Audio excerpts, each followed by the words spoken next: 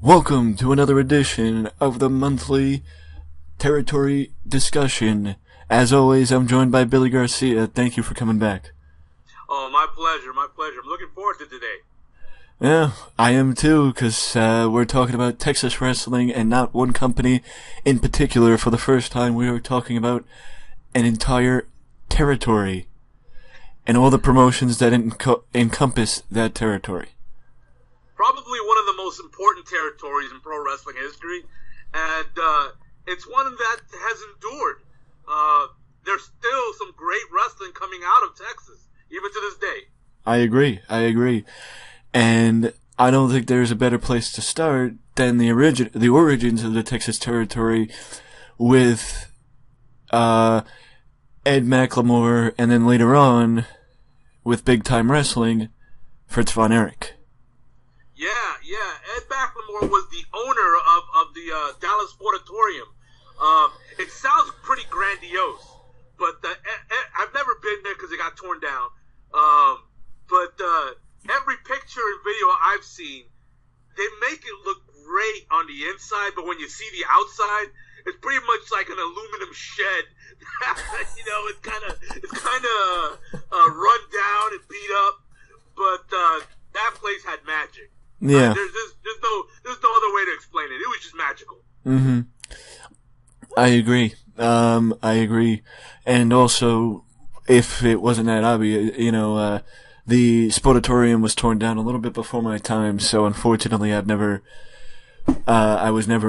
was one of the unfortunate few to never make their way into that arena. Yeah, that's one of my biggest regrets as a pro wrestling fan, that I never made my way to there. I got to go to Houston and I got to see a Booker T's promotion, but man, if I could have just sat in for one show at the Sportatorium, that would have been great. Yeah. But later on, as Dallas started taking over, or Fritz started taking over, I should say, after Ed, I think it was after Ed's untimely passing. Yeah, he had a series of heart attacks, and the last one, it was fatal. We lose a lot of wrestlers to those kinds of conditions, heart conditions, and even promoters, because I guess the action is just that exciting. And then Fritz took over the booking office. I don't know who. I know he had two other partners, and one of them didn't. Three other partners, I should say, because I'm almost 100% sure that one of those partners would become Joe Blanchard. Right. But for a long time, booking and talent relations was handled by Teddy Hart. Did I say that right? Gary Hart? I think I might have said the first name wrong. Oh my gosh, I can't believe I'm forgetting his name. Gary Hart. Gary Hart, thank you. Well, I don't know why I said Terry. Teddy was a decent wrestler, but not in that era. Yeah. Yeah, thank you, Gary Hart. Yeah, just listening to a few Michael Hayes interviews leading up to this video, he was a very, very important factor in the growth of what would become world class championship wrestling. Yeah.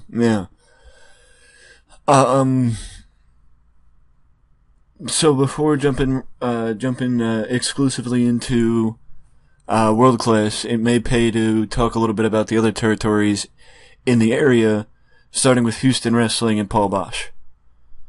Right.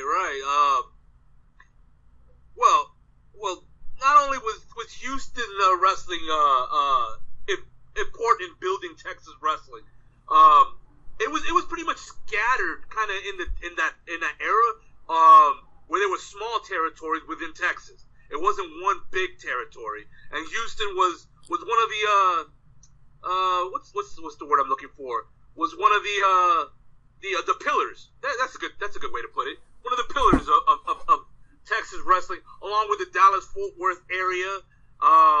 It was all broken up, Mm-hmm. and the NWA pretty much I don't want to say the word license.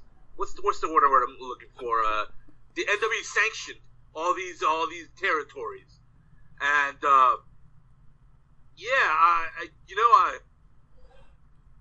Well, I'll help you here by giving you a question, because I know that from hearing a Gary Hart interview, Gary said that Paul liked to bring in world champions from other territories, like Nick Bockwinkel from the AWA and Bob Backlund from WWF.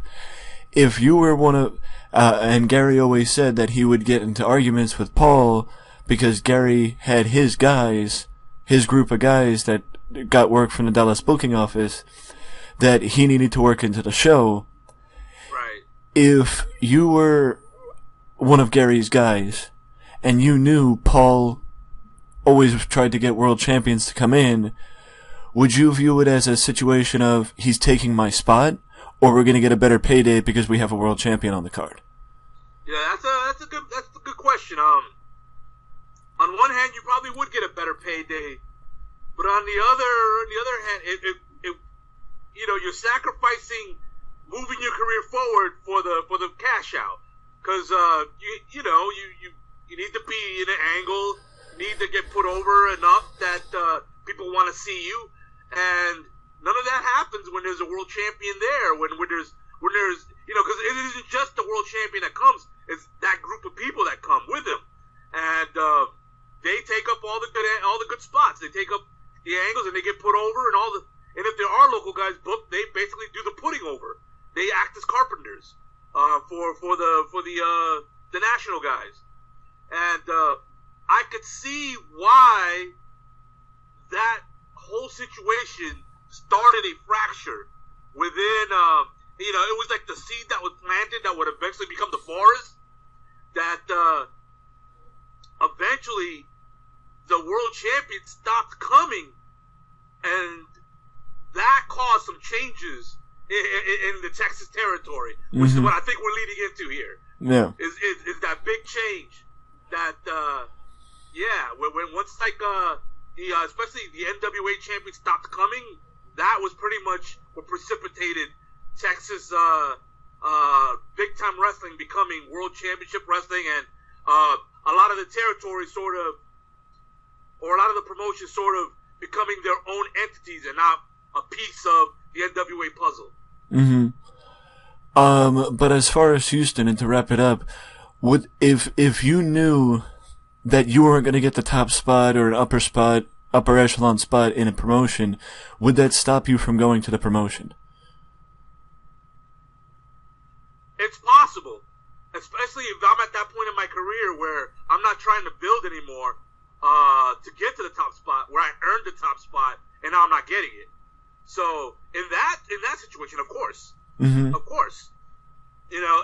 think what you're trying to get at is that in Houston there were a lot of guys that reached that point and then they weren't getting the spots. Yeah. To now move from another promotion out of Houston, and instead of going piece by piece, coupling it all together, because they do fit together, and that is San Antonio, Amarillo, and El Paso. Wow, yeah. Well, first of all, that's a big area that you're covering.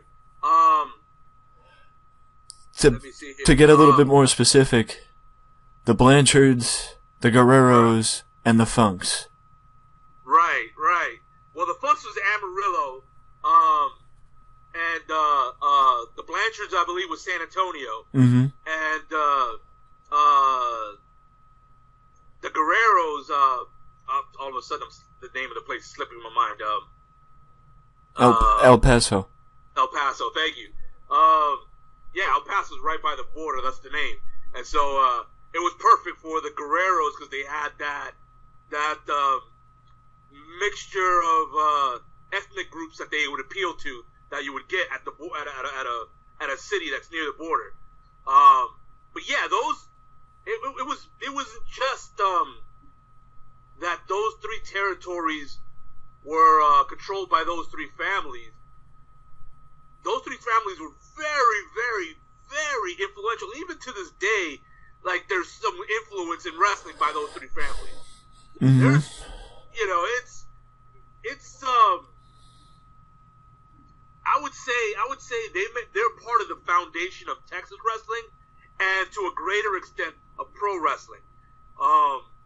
Today it's kind of I forget how to pronounce the name. The Anoa family of the Samoan families kind of have a lot of pull right now because they got a lot of people in the WWE.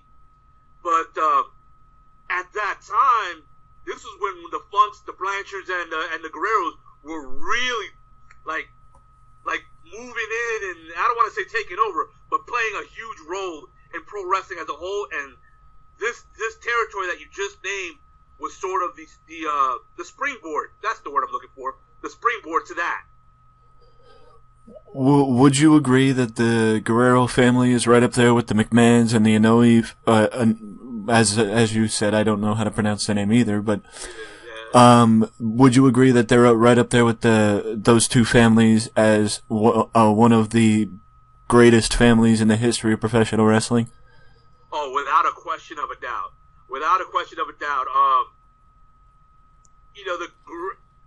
The McMahons are obviously gonna always get the glory for obvious reasons. And right now, again, we can't pronounce the name right now. I sincerely apologize for butchering the name. The Inoue family is having their big moment right now. So they're in the forefront of everybody's, at least my mind. But the Guerreros, they not only do they stand up to those two families, arguably they've had a longer run than those two families. At least since we're dating it back to their start in El Paso and in the Texas territory, which again we'll repeat is one of the most important territories in pro wrestling history. Mm-hmm.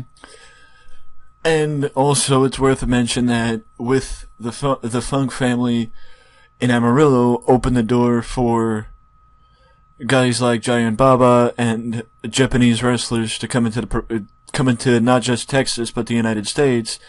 Great point. Because as James Beard mentioned to me in a previous interview I did with him, it was the Funk family who was working with the Dallas booking office to get guys like Kabuki into world class. Right. But the one sad part is that the other two families seem to have a more generations to sort of keep it going. With now Tully Blanchard's daughter is wrestling, and she's having a great start to her career, and let's be honest, they're never going to run out of Guerreros.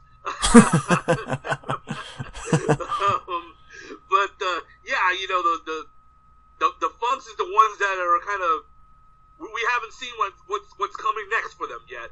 But having said that, since we're looking at the past and not the present right now, this was the Funks maybe are the most underrated of the three families we mentioned. Mm-hmm. Yeah. And like you said, look no further than the Mae Young Classic to see Tess Blanchard, because I do believe she is in the Mae Young Classic. And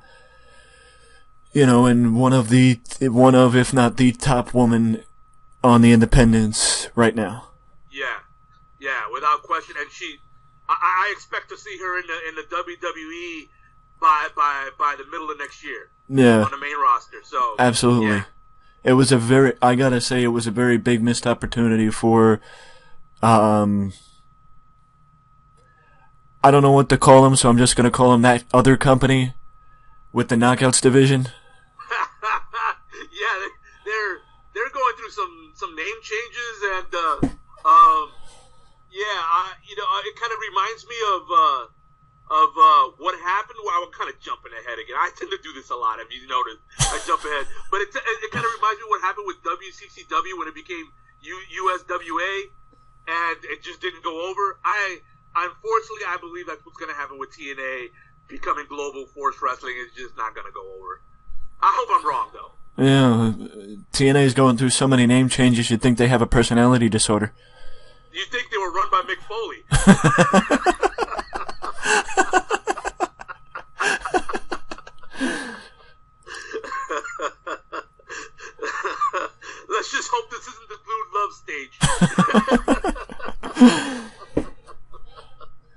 Don't get me wrong, we love you, Jeff. Yeah, yeah.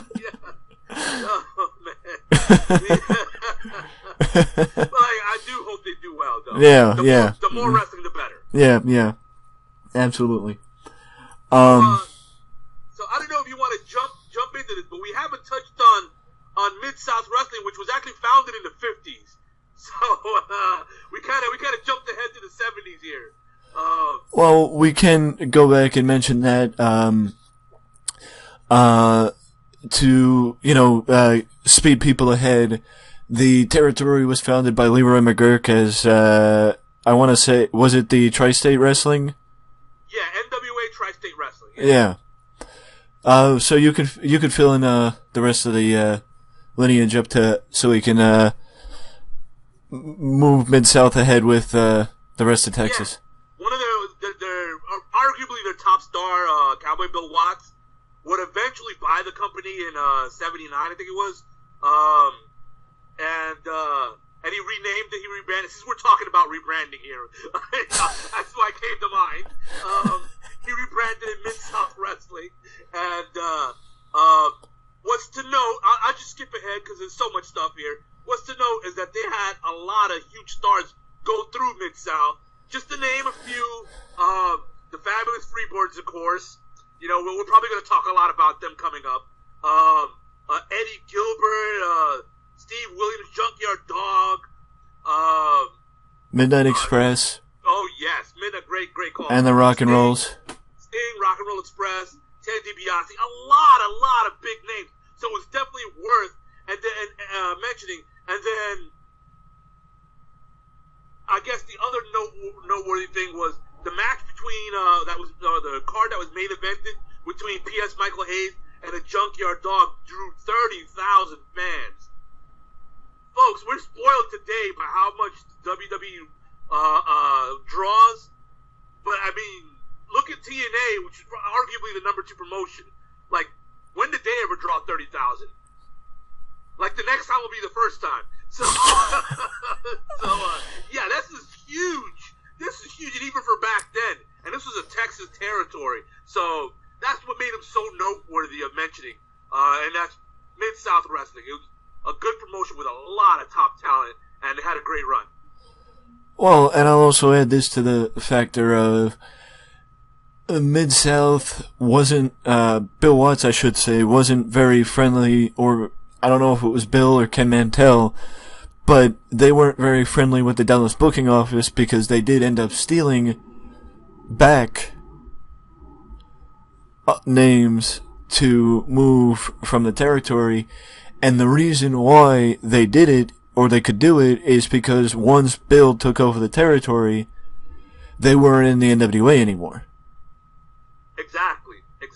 They, I think the proper term is they receded from the NWA. Is that the proper term? I might be wrong. Yeah. But I think it sounds right. Yeah, it sounds right.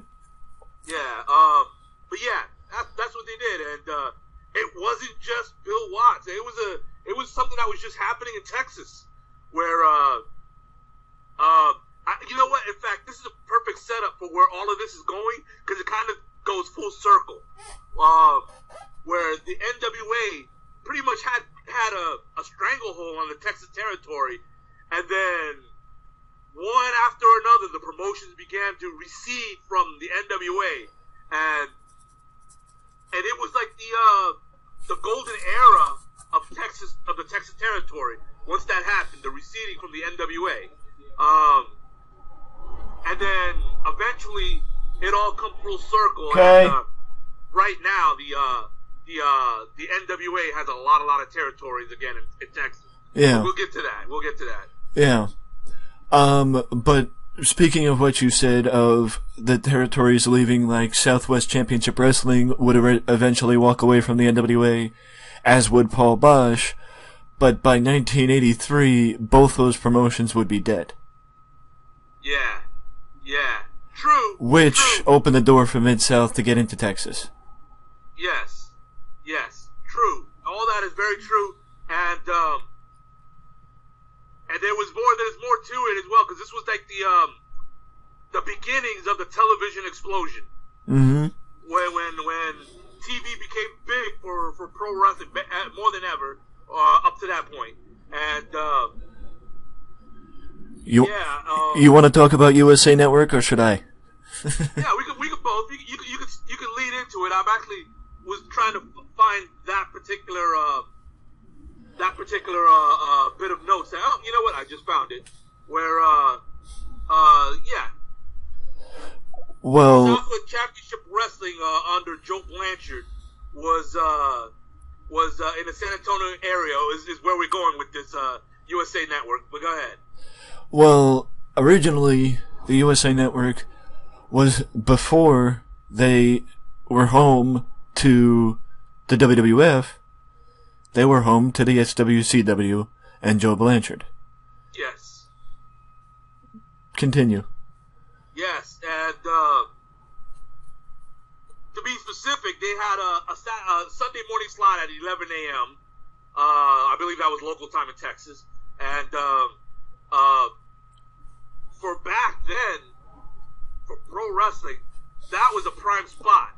They were basically on around the same time as wrestling, WWF's Wrestling Challenge and Superstars of Wrestling, and it was just that era where everybody was picking that time. It wasn't until TBS in the 6:05 time slot where it moved up, the prime, the best time for pro wrestling. But at that era of 82-ish, 83, the 11 a.m. Was the prime slot, and that's what Joe Blanchard managed to pull off with Southland Championship Wrestling, and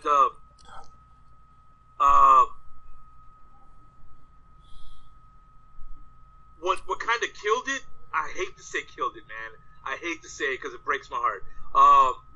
Was a match between Joe Blanchard's son Tully, who's one of my favorite wrestlers of all time. He had a match with Bob Sweeten that was considered too bloody for the USA Network, and that was the kind of the downfall where they refused to air that program, and the time slot was given to the WWF. And as you know, the old cliche, the rest was history.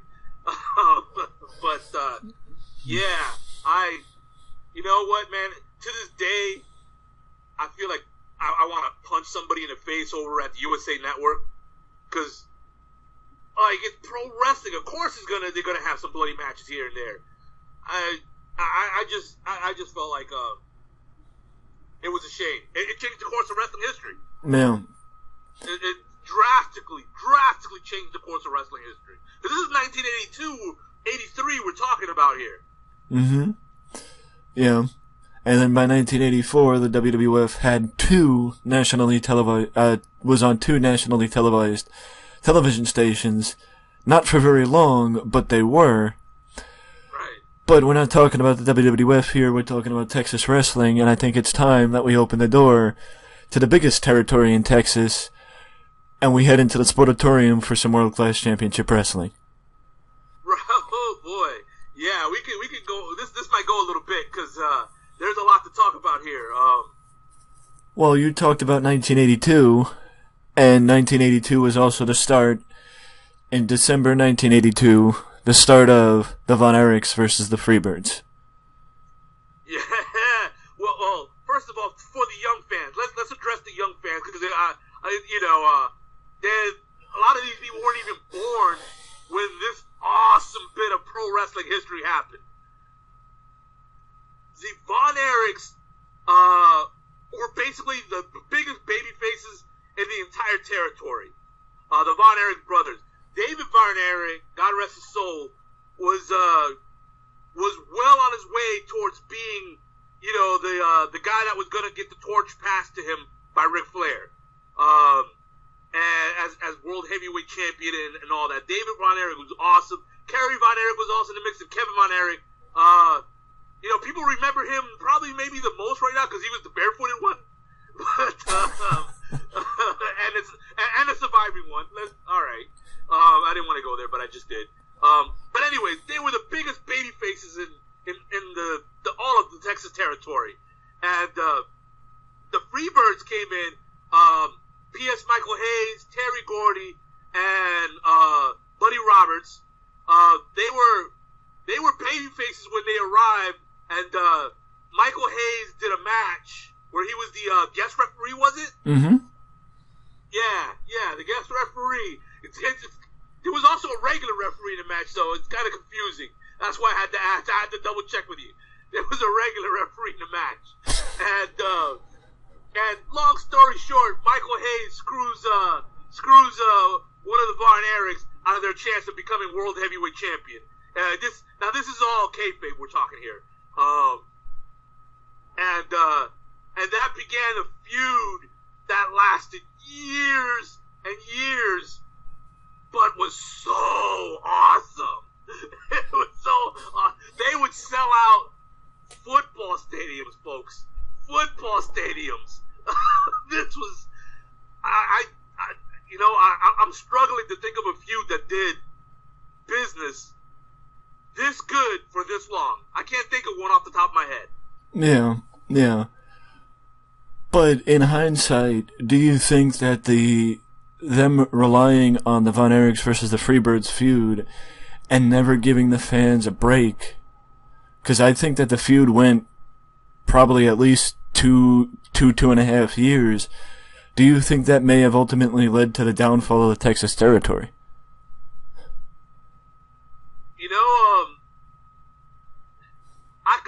I could see why that would be the popular opinion, but I think the tragedy of the Von Erichs probably, and not just the Von Erichs, Gino Hernandez was a big star who also had a tragic end. It was I don't know, man. It was like WCCW was so snake bit. Mm-hmm. Holy smokes! Like, I never heard of a promotion having this much tragedy. I can't think of one that's had this much tragedy. In my opinion, in my humble opinion, I think the tragedy played the bigger role in destroying WCCW. But definitely, they put all their eggs in this one basket. But I couldn't blame them, because look at all the business it was doing. Like I said, it was selling out football stadiums. Yeah, I mean, it's sort of like Memphis and putting all their eggs in Jerry Lawler's basket, but the difference was King was booking. Yes. The boys weren't booking. No, the boys weren't booking, but they were exactly what their father wanted them to be, and that's the top stars in the promotion. The father, Fritz Von Erich, he was his own top star when he started out. Mm-hmm. And, he would never abandon his own baby, his own promotion, to go work somewhere else. And when he couldn't do it anymore, he got his sons to be the top stars. He pushed them to be the top stars because he knew his sons wouldn't abandon his the father. So I understood, and, it was a double-edged sword, I guess is what I'm getting at. Yeah. Damned if you do, damned if you don't. If he wouldn't have made his sons the top stars, whoever he would have probably would have left to make the big money elsewhere. Mm-hmm. So he had to make his sons the top stars, and then tragedies happened. Yeah. One after another. It was unprecedented, and wow, I don't believe in curses, but I do believe in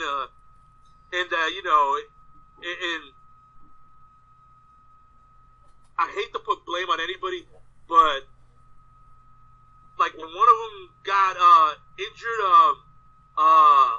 gosh, I can't believe I'm forgetting which Von Erich this was. I think it was Mike. Holy smokes, Mike. But Mike, yeah. Well, no, we're not talking about Mike. When Mike got sick and had the stomach the stomach collapse and all that, and then he never really recovered, and then he got pushed to come back. That sort of stuff kind of led to the suicide. And same thing with the I hate to say the runt of the family, but he was I believe it was Chris. He wanted to be a pro wrestler so bad because that's what his brothers were doing, but he was really short and small, and he just couldn't do it, and he just committed suicide. And it was it was that sort of pressure of, of being the Von Erich. Yeah, yeah. Now to move to maybe a more positive topic of a different Von Erich feud between the dynamic duo and the Von Erichs, Chris Adams and Gino Hernandez. Well, first of all, to all our young fans, go back and watch Gino Hernandez. Go back. I agree. Gino is one of my favorites. Yeah. Oh man, well, first of all, Chris Adams was a babyface when he came in, and they brought him in because he was the gentleman Chris Adams from Great Britain, and they wanted to see more international. They didn't want everybody to be from Texas, Yeah. They wanted some diversity on the roster. Mm-hmm. And the Von Erichs became such baby faces that they had to have heels. So that automatically, meant some of their bigger stars had to go heel, and Chris Adams was probably the number one turn to heel. Their biggest baby face that went heel. And they put him together with Gino Hernandez, who was already a big heel, and then a phenomenal worker. He could work the stick. He lived his gimmick. Like, you can't even call it a gimmick because he lived it. It was his lifestyle, and maybe that was what ended him in the end, was that he lived the lifestyle. But their work was so amazing, and the two of them together was such a great team that the only way you could balance it off was to have a ton of Von Erichs. You couldn't just put two Von Erichs, or you had to throw Von Erich after Von Erich after them, and you had to put you basically had to keep them in the main event because the audience would not accept them being mid-carders or the opening match because they were so great. So with just like Roddy Piper, without Roddy Piper, they probably wouldn't have been Hulkamania, Hulk Hogan. Arguably, without the Freebirds and then the dynamic duo, as you mentioned it, the Gino Hernandez and Chris Adams, maybe the Von Erichs wouldn't have been so over. I don't know. It's hard to say, but in my opinion, I think that might be the case. Yeah. I completely agree, and if I was in charge of a training academy, I would suggest to the upstarts to go on YouTube and look up Gino Hernandez, look up his promos, look up his work, because he had it. Yeah, he did. Rob Van Dam had the reputation for a long time of producing 5-star matches every time out. That was Gino Hernandez. Yeah. I definitely think that if Gino would have stayed with us for longer, he could have been a member of the Horsemen, and he definitely could have ended up probably, I would say, in Al Perez's spot in Jim Crockett Promotions. Wow. Yeah, I can see that. I'll do you one better. At some point, McMahon would have stolen him. I completely agree. I think Gino would have been a great foil for Hulk Hogan. I agree completely. He's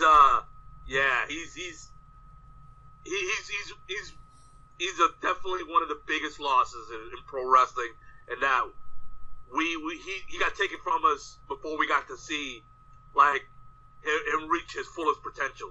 Yeah. And having said that, there's a lot of great matches to see. Yeah, definitely. One of the other feuds I wanted to get to before getting your thoughts on one that never happened is David Von Erich and Juggalo Jimmy Del Rey. I mean, not Jimmy Del Rey, Jimmy Garvin. Well, first of all, Jimmy Garvin was basically was managed by Sunshine. That's one that a lot of the even the super pro wrestling fans might not remember that well. He was managed by Sunshine, and his real life wife, which would become Precious, was got brought in afterwards as Sunshine's servant. And then They ran this is how innovative that the WCCW was. That they were one of the first ones doing angles outside of the wrestling ring at the wrestlers' homes and whatnot before anybody else was doing it. And so they went to Jimmy Garvin's homes, which even by today's standard was pretty nice looking, by the way.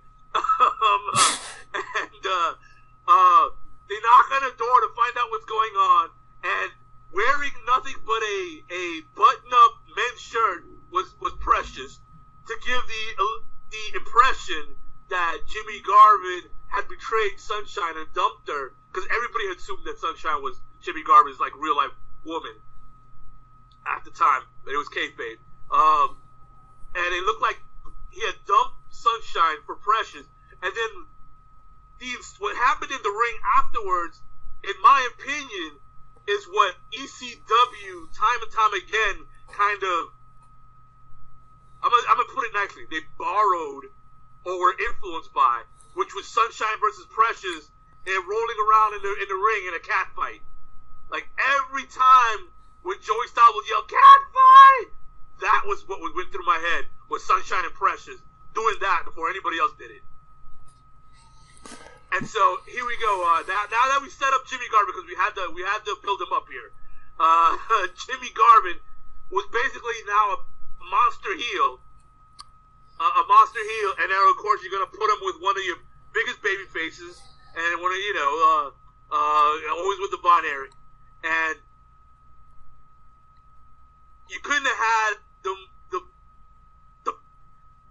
a better matchup in that you had the All-American Boy against the douchebag who wronged his woman. Like, you know how Texas people are. Oh, you can't wrong a woman. That's just going too far. Well, that's kind of what sold the feud. Was the build up to Jimmy Garvin, and then you put him against one of the biggest baby faces in the promotion. And that's another feud, like you were saying, it did business, man. It did a lot of good business. Yeah. What was your favorite moment in that feud? It had to probably when Jimmy was doing housework at David's ranch, at the Von Erich Ranch. Right. Oh, the dog! Get behind the ear. Okay, yeah, we had to watch the dog. Oh man, yeah. That was a good one to pick. All right. Yeah. Alright. So now I think what you wanted to get to was the feud that never was. I wonder if you and I have the same thing in mind, but I'll let you go ahead. Well, one feud that I think could have done big business was and also would have given the fans a break from the Freebirds versus the Von Erichs for a bit, is for a short time Jim Cornette was there with the Midnight Express, but the Midnight Express never worked with the Von Erichs. Yeah. That's a good point. That's a really good point. Yeah, it's basically what you just explained was the whole feud between the Freebirds and the Von Erichs pretty much took over. It was, it was basically them almost every week. Yeah. And on a side note, P.S. Hayes coming to the ring with music was where all that started, and that was in WCCW. And I think it was that exposure when the Midnight Express came in that would eventually lead to, in my opinion, the best ring entrance music of all time, which was the Midnight Express's ring entrance music. I hate that the WWE overdubs that on their network. I hate it, because that's my favorite ring entrance music of all time, was the Midnight Express's in the Jim Crockett promotion. But I think it was that exposure is what led to it. But that's just me guessing. I don't know that for sure. Oh no, it was. Because of Texas, they went to Jim Crockett. Yeah. Because of how Texas worked out, they went to Jim Crockett. So it was a missed opportunity from Fritz and them, because apparently, from what Jimmy says, Fritz thought that Bobby and Stan, I think it was Stan at that point, I'm not sure, that it was Bobby and Stan were too small to work with the Von Erichs. Yeah. Well, Fritz was very old school, and that was a blessing and a curse at the same time.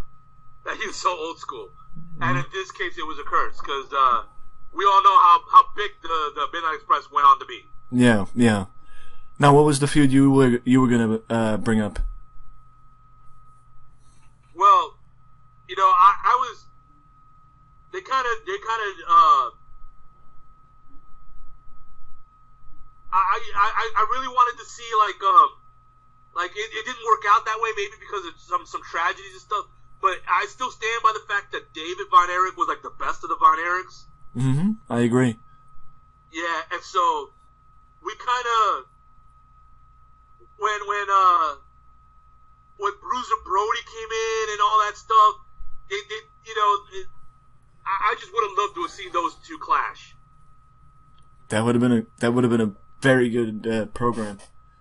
Brody and David, definitely. Yeah. Absolutely. Yeah. So I know we haven't even touched on Bruiser Brody because he was kind of wrapped up with Abdullah the Butcher, and that is one of the all-time great feuds, by the way. Mm-hmm. So it's understandable. Yeah. And also one of the bloodiest feuds of all time. Yeah. I personally think without that feud, like, hardcore wrestling would have never caught on. Mm-hmm. It would have never been what it was. I would have to agree with that. You gotta set the groundwork somewhere, and I think that feud helped set the groundwork. Yeah. I mean, that was the first time I had ever seen like a fork pulled out and used on somebody's forehead. I remember seeing that match. I used to get the WCCW in syndication when I lived in Miami, Florida. That's where I grew up, Miami, Florida. And when I was watching it with a friend of mine, a neighbor, and he pulled out and Abdullah pulled out a fork. And we were like, me and my friend, we're like, what's he gonna do with that? That doesn't make any sense. He should go for the chair or go for something big. That's what we were used to seeing. When it was plunder, it was always something huge. And he pulled out a fork. And then when he nailed Bruiser Brody with it, we were like, that was the most insane thing that we ever saw. We jumped out of our seats, dropped to our knees, and we were worshiping what we were watching at that point. We're not worthy. Well, now with that being said, we move to the 1990s. I mean, I know, we skipped over some stuff like World Class in 1986, World Class basically removing themselves from the NWA due to Jim Crockett's refusal to have the NWA World Champion come to Texas. Right, and this is all after Kerry won the world title from Flair, and then everybody in the Von Erich family assumed that he was going to have a very, very long run, and depending on what story you believe, Kerry was very unreliable, and so his run only lasted 18 days, I believe it was, and then it was back to Flair, and that kind of started the domino effect to where the NWA champion didn't come to WCCW anymore. Yeah, and then they receded from it, and correct me if I'm wrong here. If I'm wrong, I apologize. But they took their American title, made it their world title. And it was Rick Rude, was it? That was their first champion? I'm pretty sure, yeah. Mm-hmm. I'm pretty sure, yeah. Yeah, I love Rick Rude, Ravishing Rick Rude. He's one of my all-time favorites. But this was before his prime. So, it raised a lot of eyebrows at the time. Yeah, In hindsight, hey, credit goes, give credit where it's due. They saw talent before other people saw the talent. Mm-hmm. Absolutely. But as the domino effect continued to form and the snowball kept rolling forward, Memphis would change over would later merge with World Class Championship Wrestling to create the United States Wrestling Association and put an end to the Dallas territory and wrestling in Texas pretty much for a few years outside of World Championship Wrestling and the WWF until 1991, when Global Wrestling Federation made an appearance in the world of professional wrestling and brought wrestling back to the Sportatorium. Yes. Matt Andrews and I forget how to pronounce his last name. Joe Pedicino. Yeah, Joe Pedicino. Thank you. They were the founders, and for all intents and purposes, Global was such a great promotion, just right out of the chute, that arguably the WWF was threatened by them. They felt threatened enough to sue these people. It was that good.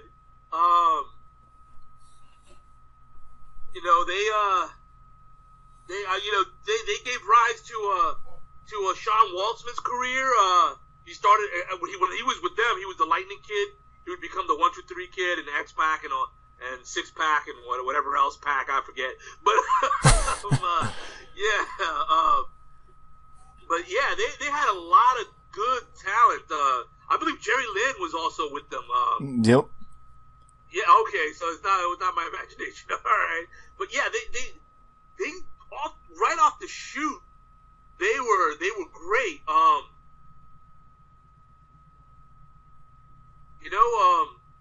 I'll let you steer here where you want to go with this before I start getting into what happened to them. But Eddie Gilbert. Maybe that's a good place to go. Well, first I just want to say that myself and James Beard spoke about this maybe last month or earlier this month. I can't remember. But unfortunately, the audio on the video didn't come out very well, and the interview basically had to get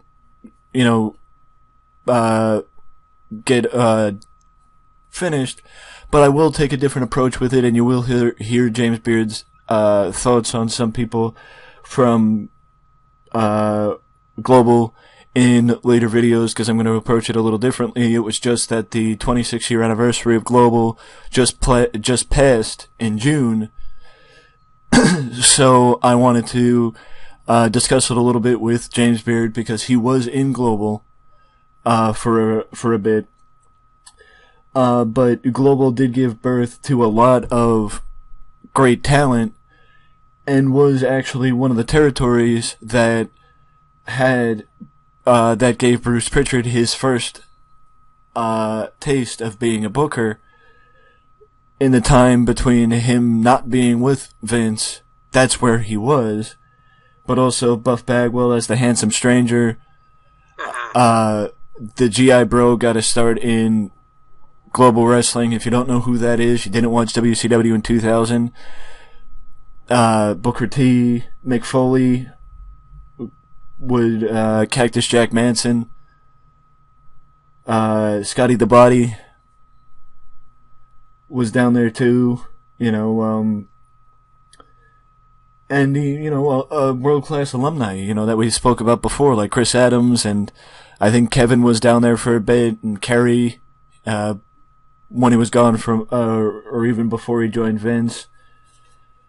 JBL should get a mention as well. Yeah. Under the name John Hawk.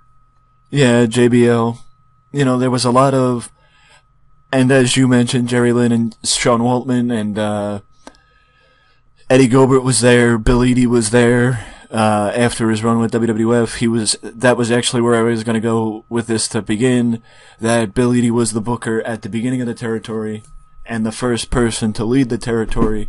No, this is not the first time Bill Eadie was booker, and no, Bill Eadie was not the reason why the territory died. I'll start it, and then you could jump in and fill in some details. The territory died initially, basically, because the money ran out. Yeah. We were getting into into that time frame where television was such a big deal that if you didn't have the television, you didn't have the capital, mm-hmm. or the money.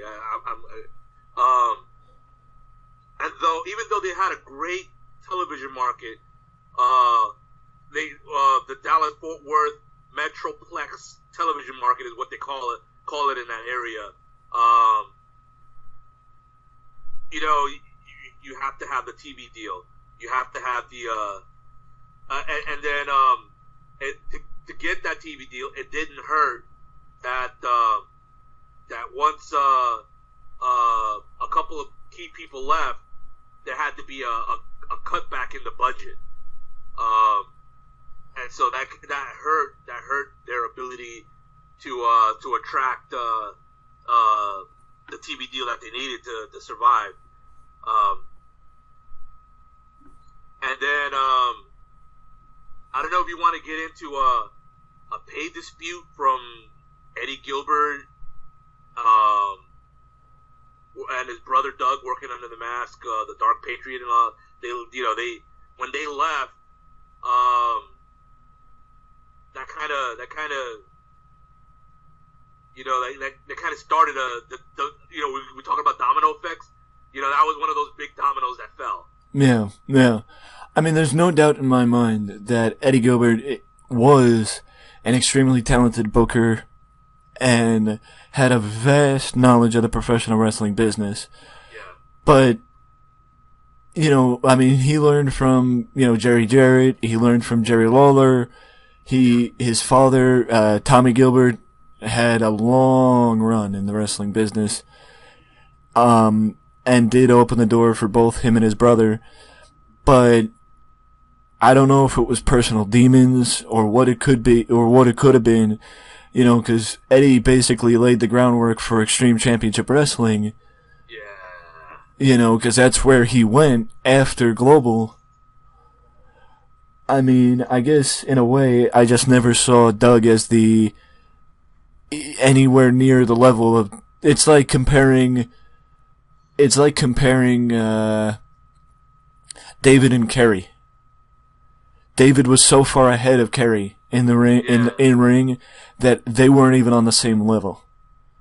Good point. Eddie was David in that he was not even on Doug's level, anywhere near it, not just in the ring, but backstage too. I can't speak to that with David. I know James Beard said to me, who, from his experience of the Von Erichs, that he thought would have been best fit working backstage. If I'm correct, I think he said Kevin. But either Kevin or David, I don't remember. But this is not a slight to Doug. He was a solid worker, but his brother was the better one. Yes, no question. His brother was on his way to a Hall of Fame career when tragedy struck. Yeah. So yeah, for sure. And we're not trying to say that like the difference between the two is like a Hulk Hogan and a Horace Hogan.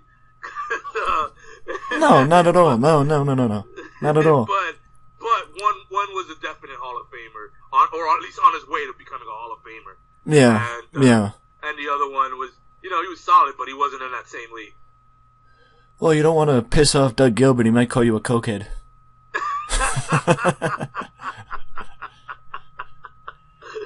And that was the least profane thing I could say referencing a certain promo Doug Gilbert did in USWA. Yeah. But, yeah, just looking at Global Wrestling Federation, there was so much potential, and they were they had so many things that just went wrong for them. We mentioned the television deal. We mentioned Eddie Gilbert leaving, which was one of the big dominoes that fell. I mentioned the WWF suing them over something that I believe was very frivolous. They were saying that Global was the same as World, so they were the World Wrestling Federation, and they didn't want Global to be the Global Wrestling Federation. It was I just felt like they were threatened by them because they were when they started out with a bang, they were a threat. Yeah. Now the last little subject I wanted to touch on with Global is, as a wrestler, would you ever do a bungee jump match? A bungee jump match?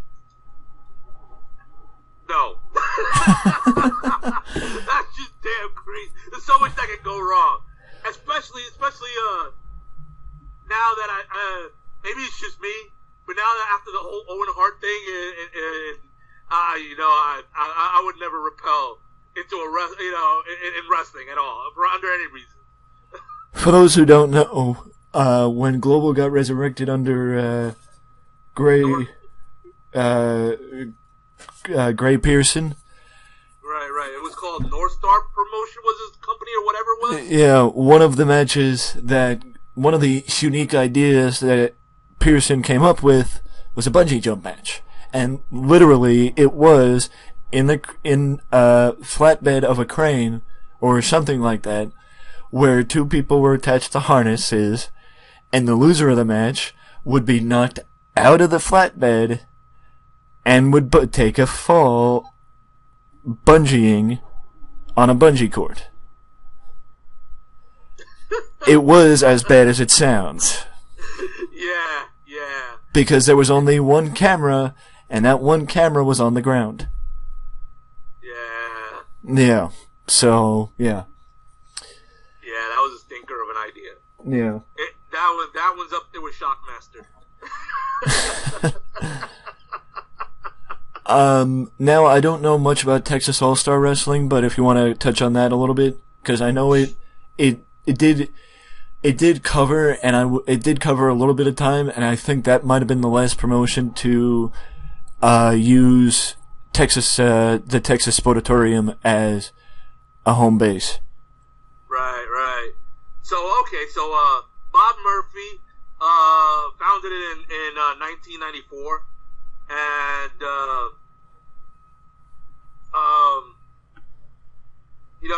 it's considered by some, maybe not me, but by some, that it was the first successful wrestling promotion to open after the close of World Class at Global. After those two closed, then this one was like the next successful one. Mm-hmm. So yeah, you know what? I'll argue that it's okay. It's okay. I could see why people would say that, but it had pretty much some big names go through there. On the women's side, like Tammy Lynn Cinch and Christy Hemme. Some of the old timers like Abdullah the Butcher, Kamala, and Hacksaw Jim Duggan, all held the promotion's heavyweight title.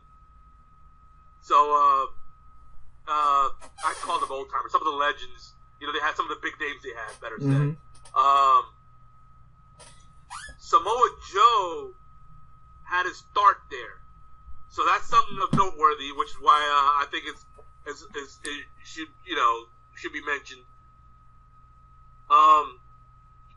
For the record, the promotion didn't die out. It's just not the big promotion that it was. It's technically still around, but in a much smaller capacity. Mm-hmm. But it had a run. It had a run in the 90s, and then this will lead to where I'm gonna get to right here. Booker T and Stevie Ray were in the promotion for a while, and I think what they saw was, in a way, I'm trying to put words in their mouth, but hey, we could do this. We could be promoters, and they would eventually come away from that and take over the Houston part, because their headquarters was in Humble, Texas. I have no idea where Humble, Texas is, but Stevie Ray felt like, okay, they could take over Houston, and Stevie Ray would eventually come away from that and start Pro Wrestling Alliance, and that would go through a name change and become Reality of Wrestling, which is what it is today, which is Stevie Ray's promotion. Mm-hmm. Now with that being the case, and also I just want to mention that it is also a training school. I've heard a lot about Booker T's training academy and Stevie Ray's training academy, as WWE uses a lot of those talents when they're in Houston as extras. But now we've reached the point of the video where I'm going to give you the ball and you could talk about the modern landscape of Texas wrestling and the integral part that the NWA still plays in Texas. Yeah, it all came full circle. You know, it started with the NWA, and now it's kind of come back to the NWA. And for a long time, I believe the owner, his name was before Billy Corgan, who just bought it, was Bruce Thorpe, I think was his name. Yeah, sounds right. He was based out of Texas, and so there was a lot of Texas NWA promotions that existed. NWA Texas, which is out of Austin. NWA Top of Texas out of Amarillo, which is the funk territory. Mm-hmm. So you'll get a lot of funk students, funk University or Funk U graduates compete in that promotion. You also have NWA Wrestling Revolution in McAllen, Texas. Now we're testing my Texas geography here. I have no idea where McAllen, Texas is. And before I get too deep into this, NWA Wrecking Ball in Frisco, Texas. So these are like a lot of different territories of NWA within Texas. So it's kind of come full circle. Not kind of. It has come full circle. And now it'll be interesting to see, now that Billy Corgan took over this year, or bought it this year, like, what's he going to do with all these territories? Yeah. Billy's from Chicago, and looking at all of their territories, including outside of Texas, they don't have a single NWA promotion in Chicago. So, well, I'm just hoping that as far as Billy Corgan goes, that he sticks with what he knows, and that's business operations, and doesn't try and overstep. I'm not saying he can't run a wrestling company, because it seems like he did pretty good in TNA. Yeah, you know what was good about him being in TNA is that he learned from a lot of people that have been around for a long time. Yeah. Mm-hmm. As my cat enters the camera shot. The cute cat.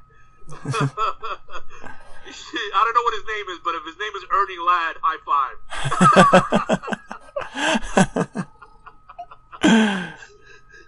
But Billy Corgan got to learn from a lot of people, and also people that ran promotions. Like he got to, like Tommy Dreamer would come and go from TNA, and he runs House of Hardcore.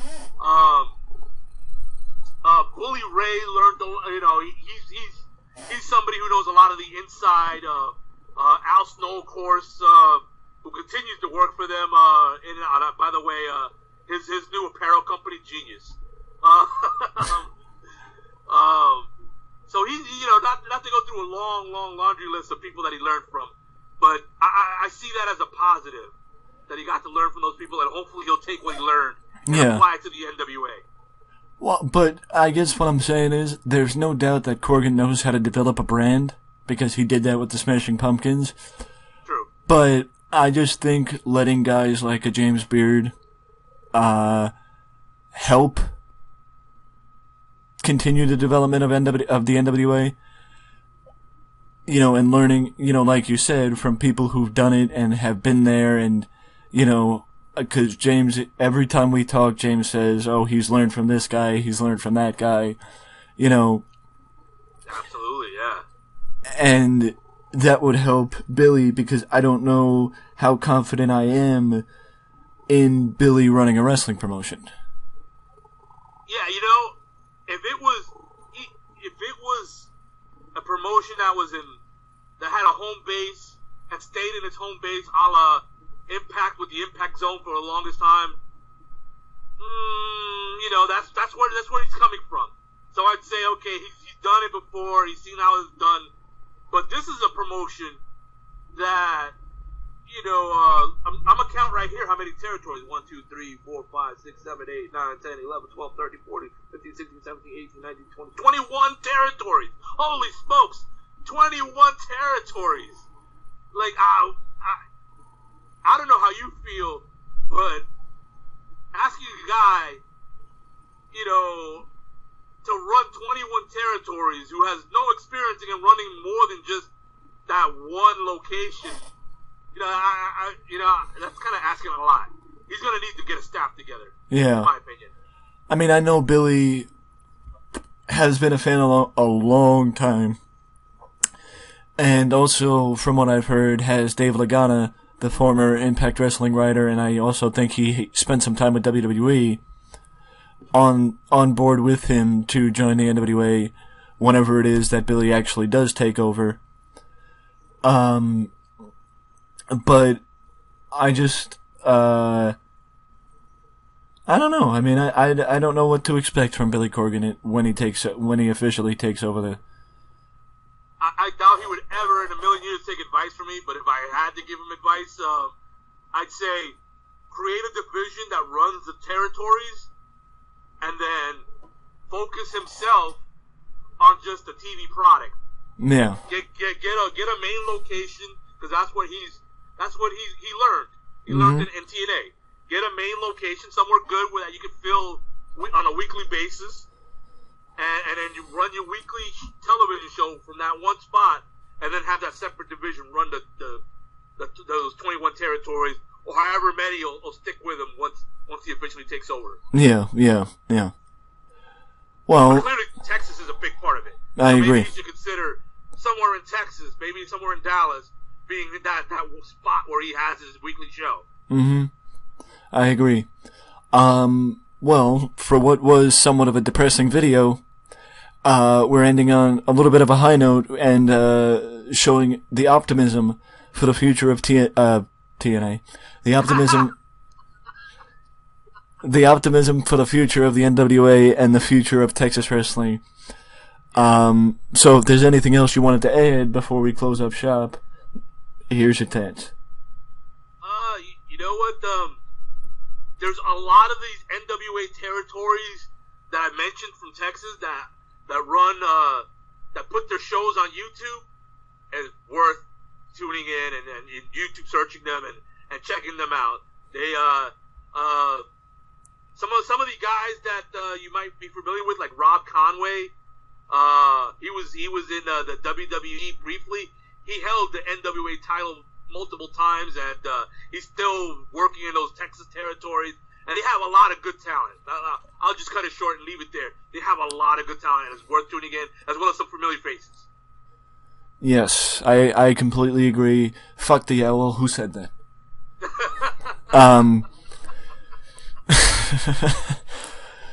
Or should I say fuck YouTube for cutting off the ability for wrestling promotions to make as much money as they did from YouTube videos, but that's a discussion for a different day. I can also say that because, well, YouTube doesn't pay me, so. Exactly.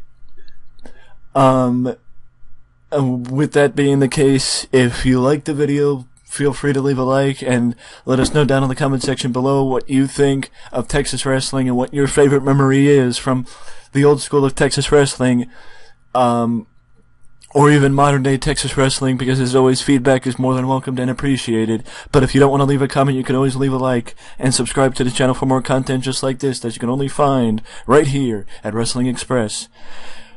And once again, I'd like to thank Billy Garcia for joining me for our monthly discussion of the territories.